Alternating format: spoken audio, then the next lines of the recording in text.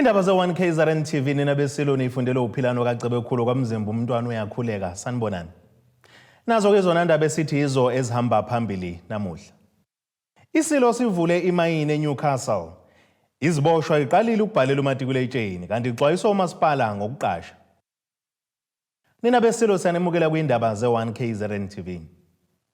Isilo uMisuzulu kaZulu ethini sithi kube intokozo kusona ukuthi ke sitholeke ithuba lokufezekisa iphupho laso elikhulume ngaso ke emcimbini okwamukela isitifiketi ngemuva kweinsuku nje ezimbalwa kwenzekele lo mcimbi. Ungangezela yakho uthe okusemqoka kakhulu kuyena ukuthuthukisa indle emnyama nokwandisa amathuba emisebenzi ukuze kuzoxosheka ikade eziko. Izulu eliphezulu belikhuluma ngesikhathi ke kuvulwa imayini entsha eceke endaweni yase-Newcastle enhle KwaZulu-Natal namhlanje. Izulu eliphezulu liphinde laxaka isenzo sokubulawa kwabalimi kuleli lathi lokho kulimaza umnotho wezwe.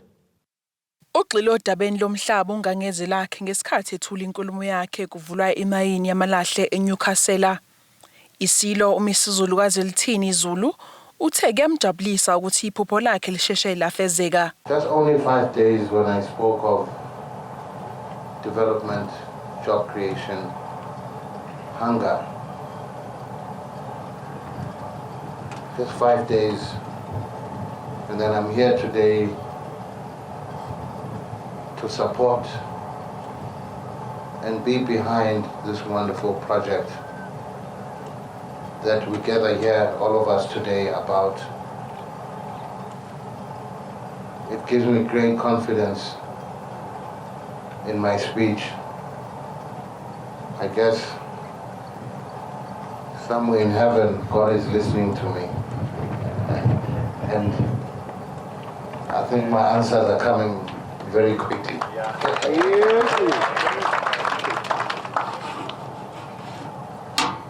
I have a great passion for the soil, going from your agriculture right up to your mining, because as Zulus, God has blessed us with land. Ubayede uthe uzolekelela izikhulu zale mayini ziqhube injongo yazo kanti uphinde wathinta nodaba lomhlaba wamakhosi iNgonyama Trust. I know the executives of this mine also have strategic partners who are into agriculture. I don't think it will just end here. It will go even further. With my support, influence, and strategy, I'm here to assist 100%. In the issue of Ngonyama Trust, it becomes a very sensitive issue. But in the past, I've sat down with the late king and said, every institution has its ups and downs. But those ups and downs don't mean that we need to stop focusing on the price and having to do what we need to do and develop what we need to develop. The problems will always be there. Ungangeze lwakhe usigxekile isenzo sokubulawa kwabalimi waphinde wanxusa ukuthi abantu basebenzise umhlaba ngendlela ephusile. I'll say it once again. I condemn the killing of our farmers. When we kill our farmers, we are killing ourselves, because those are our food producers. Those are the people that make this economy work to where it is today or where we need it to be. But if we keep attacking these farmers, this country is dying step by step, and we cannot allow that, not in our generation. Please, ladies and gentlemen, please.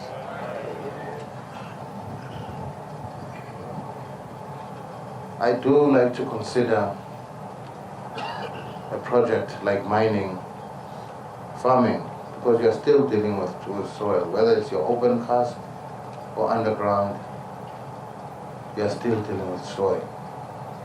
Let us use our soil to make a typical example, and especially a town in the district of Newcastle, Amajuba, and so on. Isikhulu semayini uSiphiwe Msibi uthe bazogumba amalahle kule mayini. The project here to sizomina ilahle We've got 27,000 of hectares that we need to prospect and mine. I need to be clear. And umhlaba wasekhosini ngifuna ukuba clear lapho yikho ubayede eland ngifuna ukuba clear. So uma khona inkinga kulomhlaba kuba khona inkinga nasendlini enkulu. Ezindabeni ze1KZNTV ngu-Ayanda Dube ngise-Newcastle. Komishana wesifunda eminyangweni wezokuhlunyiswa kwezimilo KwaZulu-Natal umnikelo Nxele uthi konke kusahamba kahle ngezivivinyo zikamatikuletsheni ezibhala abafundi besikole esaziwa ngokuthi usethubeni esingaphakathi kejele laseWestville eThekwini kanti kabangabazi nokuthi nakulonyaka bazokwazi ukuqhubeka nokukhiqiza imiphumela emihle kwazisa abafundi basebenze ngokuzikhandla ukuzilungiselela. Unongalo usho kanjena ngemuva kokuhlola ukuqhubeka kohlelo lokubhala kwalezi izivivinyo eyiqhubekayo njengoba namuhla kubhalwa Zibhala. Kuqhubeka kahle ukubhala ivivinyo yikamatikuletsheni ejele laseWestville. Lokhu kuhlaluke ngesikhathi ukhomishana womnyango wezokuhlunyeleliswa kuyimilo esifundazweni KwaZulu-Natal esohambeni lokuhlola ke esikoleni usethubeni nalapho edalule ukuthi bahlela ukuqhamuka nohlelo lokuba ke neziboshwa zesifazane zibambe iqhaza ezifundweni. Nabantu abakwazi ukungena esikoleni basuke kwabantu abaneminyaka ethizeni. Kuye kwatholakala ke make kubheka abantu abakhona eminyangweni ezikhungweni zethu la ukuthi kodadewethu basuke bengekho abaneminyaka ebavumela basangafunda noma babengxenye yesikole. Impela nami bengofisa nje ukuthi ukuthi kukhona ukuthi ayifai si address ngoba ngiyakhumbula eminyakeni edlule iyake yakhona kodwa ngiyacabanga ukuthi ikhona i-commitment yokuthi abantwana bethu bafunde bonke. Akusikona yelesa sikhathi mhlawumbe bengengasodla lo mbuzo ukuthi ufuna ukuthi kusafana nasemakhaya ukuthi hayi amantombazane abafundi cha ayafunda namantombazane kufanele afunde amantombazane. Lesikole sezakhela igama ngokuphasa ngamalengiso kwabafundi baso nokwenza ngesiqoqwade emakhanda ezinye izikole zasemajele kuleli kubikho ukuthi sandile isibalo seziboshwa ezibhalayo nonyaka uma kuqhathaniswa nonyaka owedlule.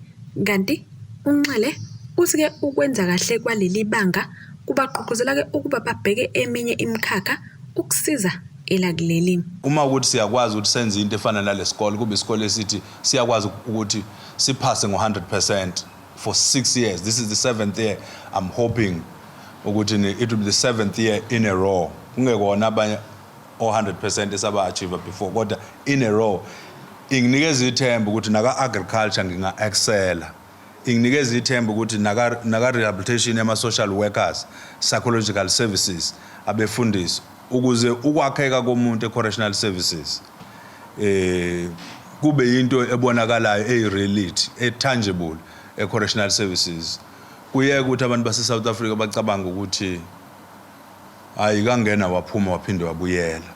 uNxele ubedlula uhambo okokuqala ngemuva kokumiswa eminyakeni emine eyedlule kanti unhlakanipho obashole amacala okuntshontsha imoto uthi ke banesiqiniseko sokuthi bazophasa ngamalengiso nakuwo ke lonyaka. Ngizizwa ngiconfident kakhulu because sifunde kakhulu kusukela nje unyaka oqala thina besifunda from 6 to 6 kusukela nje ngoJanuary up until now. Yes, so nje confident is over 80%. Akhona ama challenges icansi environment esikuyona yabo so ezinjoba nazo ukuthi emphakathini sina saziwa njengabantu abangakulungela ukuhlala nomphakathi so kunabantu ababuye bakubuye ngaleyo ndlela ukuthi manje awusakwazi na ukufocusa kahle esikoleni yabo njalo nothisha lesihleli nabo kusayibona labakhiphe 100% eminyakeni edlule so nathi si capable ngenxa yabo uthisha and sifunde kakhulu so without a doubt 100% ukhona. Eyindabeni ze1KZNTV kube kuntomkhona Mvubu eThekwini. Ngqongqoshe uMnyango wezokubusa ngokubambisana neindaba zomdabu KwaZulu-Natal uSihlezi Kalala usenxusa umasipala ukuthi ke baqaphele kakhulu mangabe ke kuqashwa izisebenzi zemkhandla yabo ukuze kuzonqandeka ukungalawuleki okwenzeka komasipala bakulesi sifundazwe. Ukhuzeni ugcizelele emazweni kahlalo weSouth African Local Government Association kulisona ke lesi sifundazwe uThamsanqa Ntuli nokuyilapho ekhuthaze khona ukuqashwa kwabantu ngokwamakhono. Ukhuzeni usho kanje emhlanganweni weSalga oyinsuku ezimbili nobubanjwe edolobheni lasempangeni enyakatho yeKwaZulu-Natal. Ungqongqoshe womnyango wokubusa ngokubambisana nezindaba zomdabu kwisifundazwe saKwaZulu-Natal uSihlezi Kalala uhambe phezulu kwamazwi kaSihlalo weSalga kulesi sifundazwe uThami Ntuli ekhuthaza ukuqashwa kwabantu abafanelekile komasipala njengoba bekuqhubeka umhlangano weSalga olokhu uqale osukwini lwayizolo. If Honorable Chair, you will hear of a councillor who died in a shootout with police. A shootout. It's not about being arrested for corruption. You just clear that it's a shootout that may be related to criminal activities. It tells you that we must then draw attention to whether we have not attracted to the political systems criminals who would want to use this power to enrich themselves. Now, there is a need to ensure that our political system assists us to have quality councillors who will understand what it means to be a councillor. Ukhuzeni uphinde wakhuthaza umasipala ukuthi bebeke phambili ukuhanjiswa kwezidingo zomphakathi. The third area is that of cooperation in terms of providing service delivery. And we can do that through enhancing the DDM, the district development model. And no MEC can come to the area without the mayor and the councillor if we perfect the DDM. Kanti ungqongqoshe wezezimali obambe kwesikhashana kulesi sifundazwe uBongiwe Sithole Mloyi uthi umnyango wezezimali uzosebenza ngokubambisana noSalga ukuqinisekisa ukuthi imali isetshenziswa ngendlela efanele. Simi lapha ke njengomnyango ke wezezimali ukuzothi ke kuSalga siyafuna ukubambisana nani sizibophezele futhi ukusebenzisana nani emkhakheni yonke ethinta ukuphathwa kwezimali ukwabiwa kwezimali ukuhlela kwemisebenzi ekhokhelwayo nokuqinisekisa ukuthi laba abasithengelayo ngaphandle ezintweni ezisuke zidingwa umkhandlu kuba ngabantu abahloniphekile abanohlonzo abangazuyenzela imisebenzi yomasipala bayenzele phansi. Ezindabeni ze1KZNTV kubika umqondisi Miyeni ngesempangeni. Lizobuyela enkantolo ngomhla zingama-21 kwephezulu icala elibhekene nemeka amasipala wasemsinga umletheni Ndlovu. Ugatsheni kanye nonogada bakhe ababili badedelwe ngebheyili inkantolo yakhona keMsinga ngomhla zili-17 ngenyanga edlule ngecala lokuqala lokuthi isibhamu sikaNdlovu satholakala siphethwe ngomunye konogada bakhe kanye nelesibili lokungakwazi ukugcina kahle isibhamu sakhe endaweni efanele. Leli cala ke libhekene noNdlovu kalihlangene kancane nesehlakalo sokubulawa kwekhansela lakward 11 khona belwe eMsinga uSiyanda Magubane owadutshulwa ngentulwana ezinhlamvu ebheka kwimbizo yalo masipala. Ake sithi ishelele itolo siyabuya nezinye zeindaba.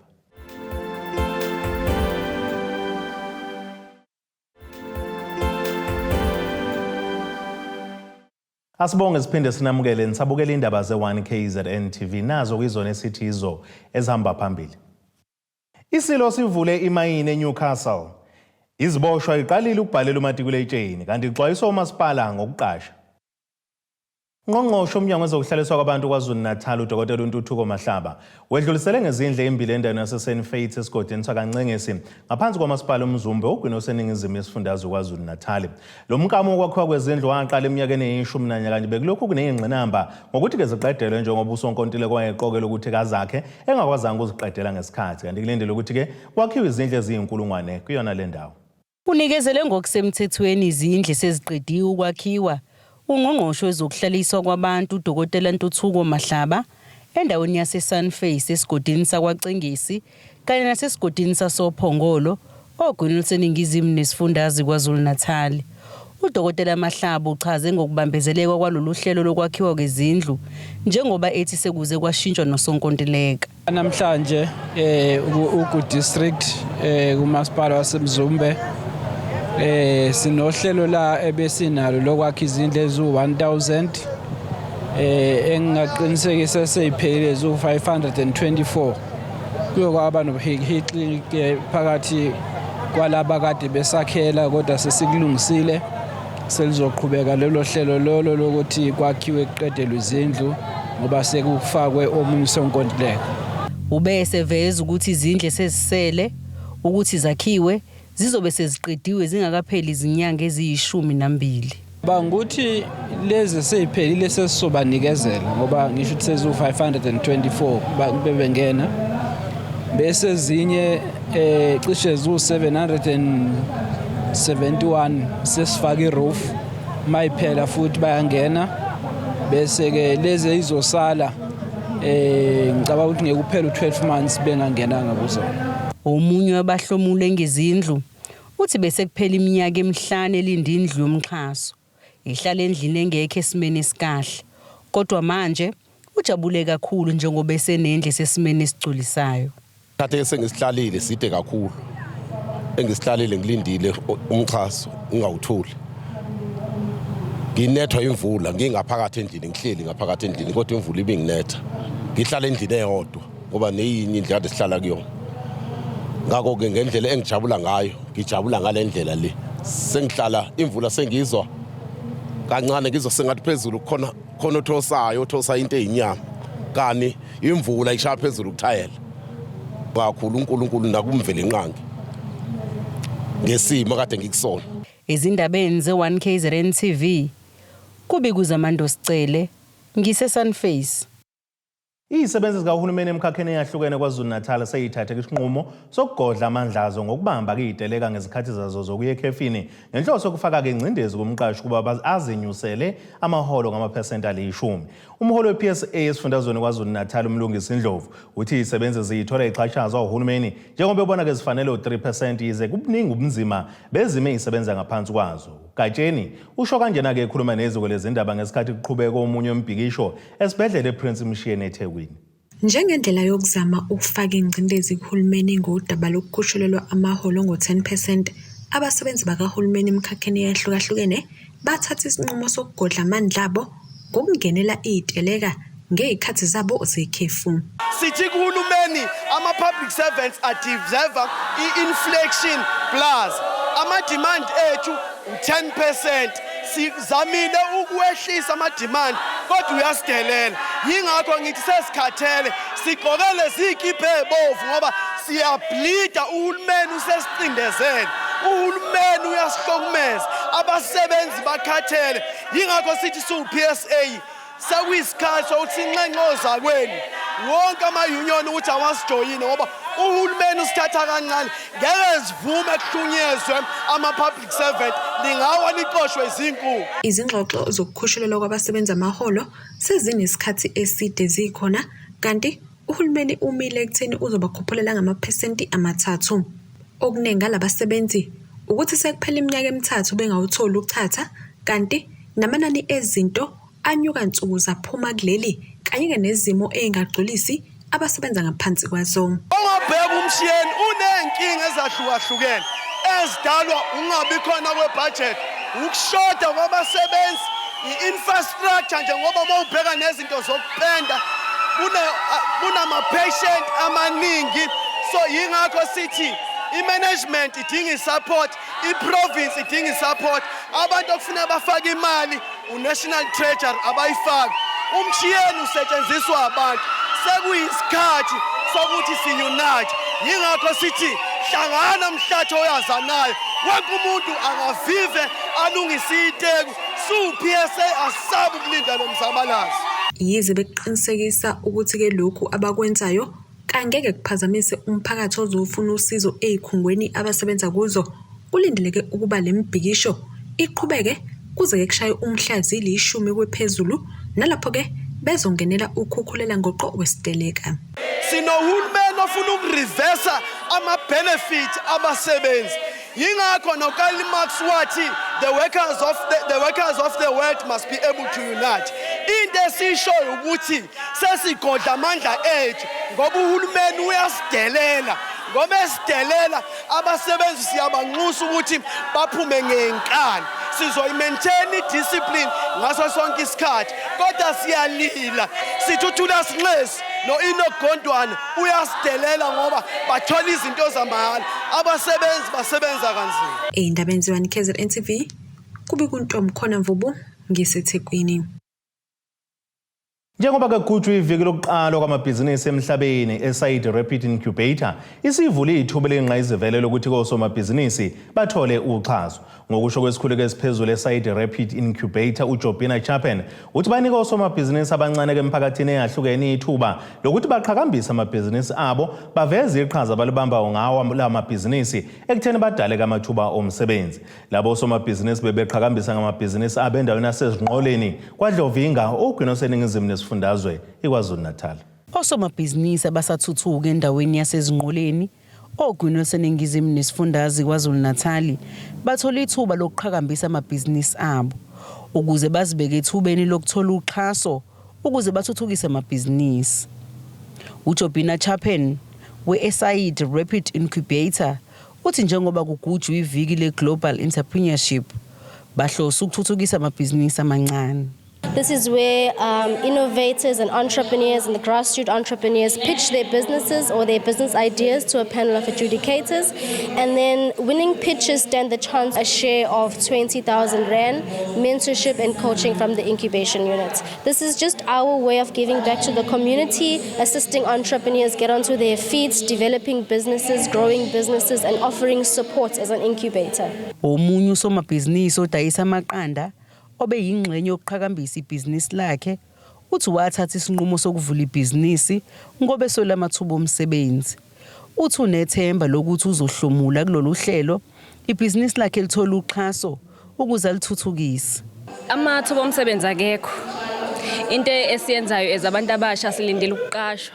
Njengoba siyiphathi yale business initiative, we are hoping ukuthi sikhule sithole ifunding khona sokwazi ukuthi si supply izitolo, tuck shop, izikole, catering business. We are hoping to grow and nokubona abanye oza kwethu nabo bekhona lana kuyasikhulisa ukuthi okay baningi abantu la ngaphandle abafuna ukilwa lento le unemployment abafuna ukcreate ama job opportunities. Omunye usomabhizinisi abanebhizinisi lokudayisa izimonyo uthi unentshisekelo ngaleli bhizinisi futhi bazimisela ukuzibona behlomula kulolu hlelo. I was here to pitch. I'm hoping that we do have a possible funding from our potential investors from our judges today. We actually formulate our products by ourselves. We have a qualification to do so. So we do this at the comfort of our homes and we sell our products to abantu abadingayo. Ezindabeni ze-1KZNTV kubikuza Amando Sicele ngisezinqoleni. Ake sithi ishelele itolo siyabuya futhi nezinye zindaba zethu.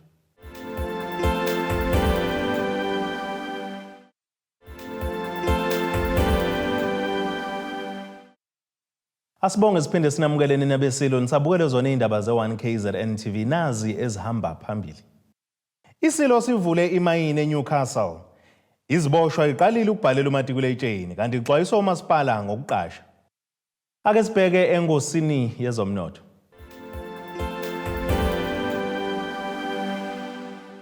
Iranda kuleli bizo 18.27 cents kuyidola laseMelika bengu 20.52 cents kupondo waseBrithani libe ngu 17.88 cents kueuro yase-Europe kanti intengo yegolide yona ime $1,648.60 cents ounce kanti intengo kawelo ngahluziwe ungu $94.67 cents umphongolo.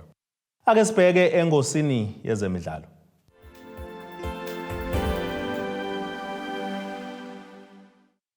Iqembu lezikamagebhula iOrlando Pirates selithole linecala ePSL ngesenzo sokungaziphathi kahle kwabalandeli balo abangena enkundleni ezemidlalo yasePhulukwane iPhuta Mkaba ngesikhathi ke leli qembu liguqisa iMamelodi Sundowns liyibhaxabula ngamagoli amathathu eqandeni kumdlalo wandulelo wamanqamu weMTN 8. Umshushiso omkhulu wePSL uZola Majavu nguyena okhiphele isiqhumo egcizelela ukuthi imininingwane ethethu kulolu daba bazobuye bayimemezele maduzane nje njengoba leli qembu lisazophinde livele phambi kwekomiti eliqondisa igwegwe ku-PSL ngomhla zili-14 kwephezulu. Ake sibheke nasi isimo sezulu esingalindeleka.